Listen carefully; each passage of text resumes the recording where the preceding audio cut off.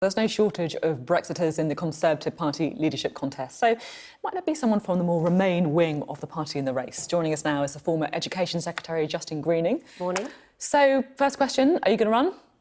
No, I think this is a beauty parade for hard Brexiteers, so I'm not going to be in it. And is that the reason why? You just don't think there's effectively any chance that you would win? I think this should and could have been a leadership contest that was about hard choices for the Conservative Party. How are we going to resolve Brexit? How are we going to make sure we reach out to a new generation of Conservative voters who are currently switched off this party? Instead, it is really just going to be a beauty parade of hard Brexiteers. I don't think we're going to be talking about the hard choices we need to be. So because of that, I'm not going to be in it. At the same time, though, can you really complain about what the race is about if you're not willing to get in there and make your arguments? I think you just have to face the reality of where the party's at the moment. I don't know whether, I've not won the case on a second referendum as a resolution yet. There may well be a time when we do realise that that's the right route through. But I think I'm not into pointless exercises. And for me, actually, this is a much more positive choice about continuing the social mobility pledge campaign, all the work that I'm doing on the ground with businesses, working in schools, helping to create more opportunities for young people. And I just genuinely feel like my time is better spent on that and it's more productive. And change is actually happening outside of Parliament because it's so gridlocked on on Brexit. So for me, I'd rather positively and actively stay working on that, on solutions and making a difference on the ground, than being part of a narrow discussion in a narrow Conservative Party that is really around what version of hard Brexit to do, which I think anyway is a bad idea. How do you think they will judge the campaign that we're seeing now? Well, I think what we should be doing is talking to people out in the country, and instead we're about to spend several weeks having a discussion with ourselves at a moment when the country is in crisis. Now, what I want to hear from those people who set their face against a second referendum as a way of resolving Brexit is what's their plan? I think we're going to hear a lot of them said they want to leave with no deal by the end of October. Which is not going to get through Parliament. A soft Brexit deal the Prime Minister proposed doesn't get through Parliament. None of them all of them need to set out the detail of how they are going to do a workable, deliverable route forward on Brexit, not just what they want. How are they going to implement it? And they now have not only the opportunity, but I think the duty to explain to the British people, as well as Conservative Party members, what their solutions are on Brexit and how they're actually going to find a viable route through. Because my judgment is that Parliament is gridlocked and it's going to stay gridlocked. So we will have to have a referendum because it's only the people who can now break that gridlock. You have written a piece in The Observer today, and you say you see the Conservative Party engaging in a debate with itself about what type of electoral cyanide to take. I mean, what do you mean by that? It sounds pretty grim.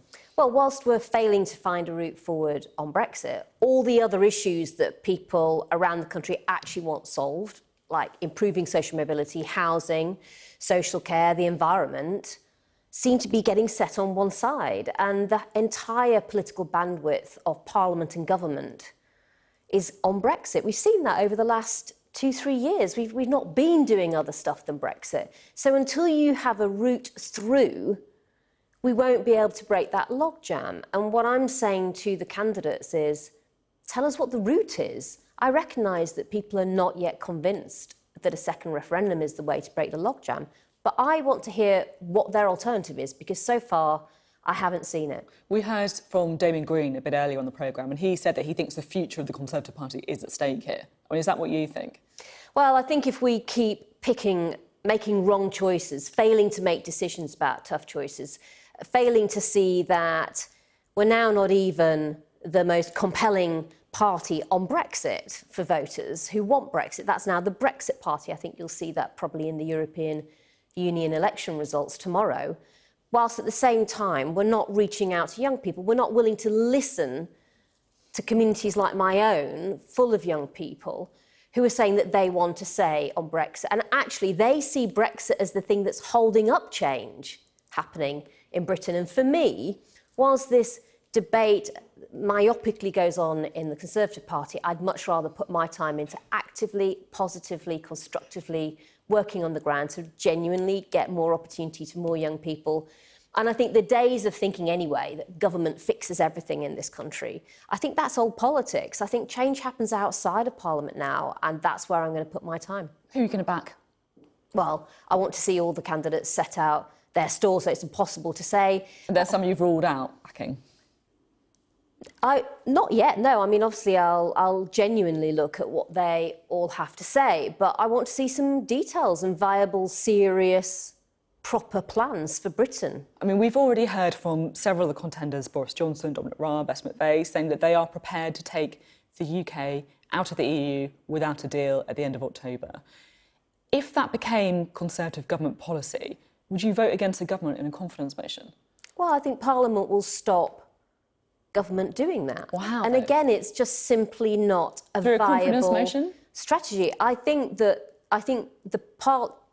Parliament has now voted against no deal several times. It is clear that communities, for the most part, do not want to leave the European Union with no deal. But to stop no deal, you might have to be prepared to bring down the government. Would you be prepared to do that? I think the danger is that a government with an unviable strategy on Brexit is destabilising itself. And this is why the sooner, I think, that MPs in Parliament, that members in the Conservative Party recognise that that's what's at stake for not finding a viable route through Brexit. And the choice is going to be quite simple, I think. Maybe you're right. Either we end up with a general election, which Jeremy Corbyn would likely win. I don't think he'll win it with a majority. He's likely to have a coalition partner who's likely to demand some kind of a second referendum. Or we can choose to break the Brexit deadlock through actually giving people a vote, but on the topic itself, which is a second referendum on Brexit. And in the end, we are going to have to bite the bullet. But for the moment, it seems to me that the party's avoiding those tough choices. And that's why, for the leadership campaign, I'm not going to be part of it. Now, while we've got you, I'm keen to ask you about school funding. We've been looking at this on the programme today. You, of course, are former Education Secretary. Have schools got enough money?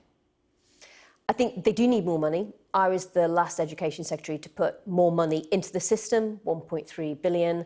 But key to this, frankly, is less the DfE and more the Treasury. You know, when you do a package on education and schools, you should be going to the Treasury for a comment on whether they're planning to allow the DfE to have more investment to pump into schools. Fundamentally, though, you need a strategy that isn't just about the money, that's how you finance it. The strategy should be, as Michael Wilshaw talked about, lifting up schools in those parts of the country where schools' performance hasn't been as good, really working to make sure that those children, who are every bit as talented as children growing up in parts of the country with better schools, that they get that best start as well in our education system. Is it issues like education that could end up giving Jeremy Corbyn the keys to number 10, do you think? Well, there's no doubt that our unwillingness to tackle school funding and the concerns parents had on it at the last election did cost us votes.